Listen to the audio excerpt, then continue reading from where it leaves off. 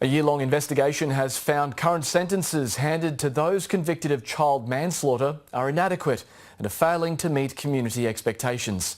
The government is now planning to change the definition of murder so those who abuse children so severely it leads to a death could face life in jail. Say hello. Hello. 18-month-old Hemi Goodwin Burke died in central Queensland in 2015 after suffering horrific injuries at the hands of his babysitter. Matthew Ireland pleaded guilty to the child's manslaughter and was sentenced to 8 years jail, but could be released on parole after serving just 2. These children are our lives, and these perpetrators are walking through the cracks.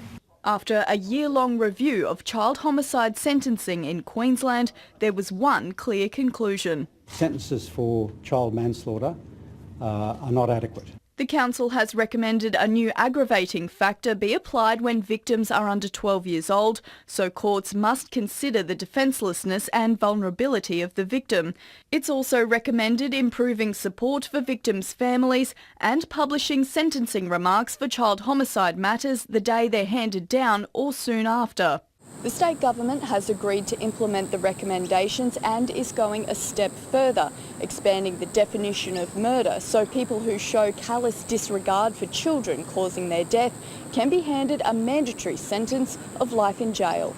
Where a child is continually physically abused and or sexually abused, causing such horrific injuries that those injuries lead to death, in anybody's mind, that would be seen as murder. The opposition wants to introduce mandatory minimum sentences for child manslaughter. What the government have done today is simply tinkering around the edges instead of actually doing something about sentencing, which is what the community want. Let's see that they actually get implemented and used correctly, and I guess we'll have to wait for, unlikely I don't want to say, but wait for the sort of poor next little victim.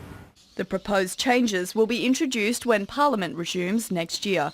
Ashley Stevenson, ABC News, Brisbane.